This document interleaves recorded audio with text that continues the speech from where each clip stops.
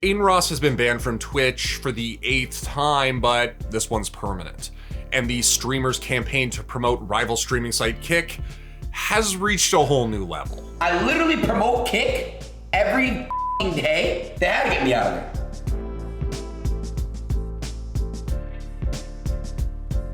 Hey guys, before I get into the video, just wanted to remind you that liking and subscribing does help the channel. So if you want to see more stuff in this vein, as well as, esports and gaming, feel free to support us by subscribing to the channel, ringing the notification bell, or dropping a like on the video. Adin Ross has been having a hell of a couple weeks. After claiming that Twitch was silencing him, Adin made his debut on Kick, a rival streaming platform, and on his first day, he streamed the NFL Super Bowl to a ton of people. Since then, I think it's fair to say that Adin Ross has been acting a little erratically. For one, he streamed porn to his Kick audience, definitely a weird move from someone who claims to be opposed to pornography. What do y'all want to watch, bro? I don't support porn. Like, I don't support the y'all want to watch on here, bro. I don't support the shit.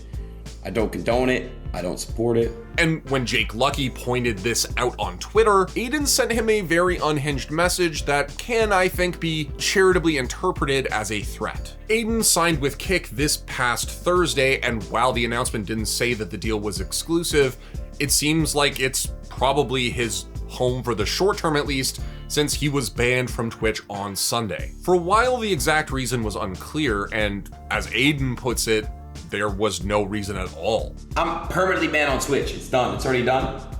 But I got permanently banned for no reason. But a report by Deserto on Monday cites a Twitch spokesperson who said that, per our community guidelines, unmoderated hateful conduct in chat, such as racist and anti-Semitic messages, is not allowed on Twitch. Others pointed to Adin speaking with Nick Fuentes, a self-described white nationalist who has denied the Holocaust. Only thing is, I don't think that this happened on Twitch, so I'm not sure. Now, if you watched my last video, you might remember that I kind of mused about how maybe Adin really was trying to get permabanned in this whole situation. Now that we have his response, I feel like it kind of gives the game away a little bit. In the response, he jokes about how Twitch banned him on National Hate Jewish People Day, before going into an even more unserious argument, which is that if he had blue hair and makeup, then for some reason Twitch wouldn't have banned him. I'm not even gonna bash Twitch completely, but the one thing I'll say is this. If I had blue hair and did my makeup, would you have banned me, Twitch? Because without Twitch, I'm not who I am today. And you guys maybe signed a multi-million dollar deal on Kick, which is freedom of speech.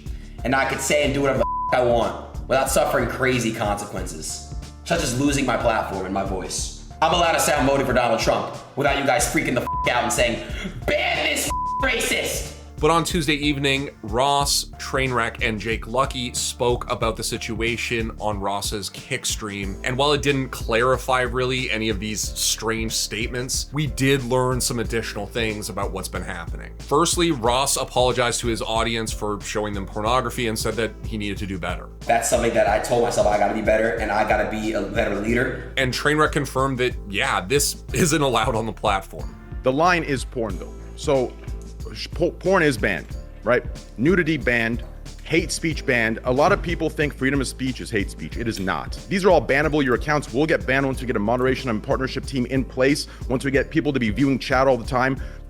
Listen, L me all you want, but there is a difference between freedom of speech and hate speech, and hate speech will not be tolerated. So Ross's video was published before the Deserto report that I mentioned, but at the end of the day, it doesn't really matter because Ross's video doesn't actually give us any clarity as to the reasoning behind it. But now that it's his new home, we should ask what's going on with this whole Kick situation. Because if Kick didn't exist, you could imagine a world where Adin Ross definitely needs to stay unbanned on Twitch. But we don't live in that world. We live in Kick world now, and in Kick world, it's possible to sign a pretty big deal with another streaming company that isn't Twitch. In fact, during that Jake Lucky discussion that I mentioned, Ross said that it was apparently the biggest deal ever. I'll just tell you straight up, I just signed the biggest streaming deal of all time out of any creator, as far as I know, and it feels amazing. I'm blessed, bro, and now I just want to take time to really capitalize off that and give back to people and give back to people who are in need and bless the out of everyone I can. Still, running a streaming site isn't exactly like running a lemonade stand. It costs a lot of money. You might recall when the whole argument over streamer splits was happening, Twitch pointed to a monthly cost of about $1,000 for a 200-hour-a-month streamer with 100 concurrent users. But we're talking about a lot more users on Kick streams for people like Adin Ross, and he's recently claimed that streamers iShowSpeed, Bruce, and Kai Cenat will be following him. If that's true, then Kick's bills are about to go up. While the Tuesday stream did not confirm that any of these names have signed with Kick,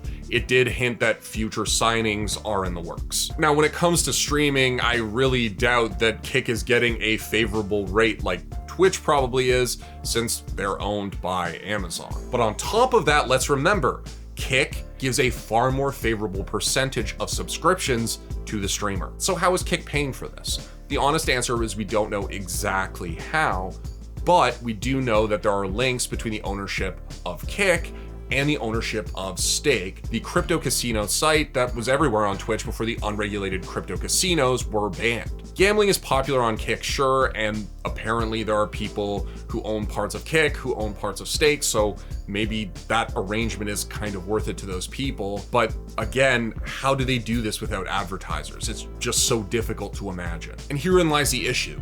Who wants to advertise on Kick? We've already talked about some of the extremely advertiser-unfriendly things that have been streamed on the site. Austinox, who works as Hassan's video editor, kindly compiled a Twitter thread of just some of the outrageous stuff that's happened on Kick recently, content no sane advertiser would want to touch. Some of it I can't even really show here. We're talking sex robots, public harassment, somebody who definitely sounded like a minor reacting to pornography, and somebody just receiving oral sex on stream. And yeah, Kick does have a TOS. It just seems like maybe it isn't possible or maybe even desirable for it to enforce it thoroughly right now. By the way, that last streamer, Heel Mike, got a 1-day ban. He also really likes typing "Caw" and putting like a bald eagle emote, which I don't know, I think it's actually pretty funny. I like it. It's a good gimmick. So advertising kind of seems out too. Sure, Trainwreck, who says he's an advisor to Kick, has been forced to act as the voice of reason, but he's walking a tightrope. And sometimes he's also seemed pretty lenient, like lenient enough that pulling a stunt like this and eating a 1-day ban is probably just worth it for some people. In the interview with Jake Lucky, Train criticized Twitch for a lot of things, and I found some of those criticisms interesting and some of them even valid. At this point, Twitch has been on top of the heap for a while, and that means they've controlled people's livelihoods. So if they just take your livelihood away without explanation, that could feel pretty bad. I don't view the impulse to keep a clean image as conspiratorially as Train seems to. I wager it's just what advertising-focused businesses want. It's a structural thing. And I love rooting for the underdog, and it seems like there are success stories on Kick, and I don't want to downplay that either. Kick is potentially more competition for Twitch, and that's good. Not only for the streamers who suddenly have an option besides accepting whatever Twitch and YouTube allow, but also for the industry more generally. If this thing is just 5 crypto casinos in a trench coat, it's really hard to see it eventually rivaling Twitch, and I'm not sure I'd even want it to. I have serious concerns about content moderation on the platform as it stands, and standards exist for a reason. Hell, even Train accepted this in the interview with Lucky. But at the same time, I have to admit, I'm intrigued by the platform's evolving approach. Siding with streamers in terms of sub revenue is a great start, and I'm willing to bet there are plenty of people who would like to try something that just isn't Twitch. Again, there are plenty of questions, and it's not clear that the niche here is necessarily the biggest. But the one thing I'm pretty sure of is, however it goes down, it's going to be worth watching.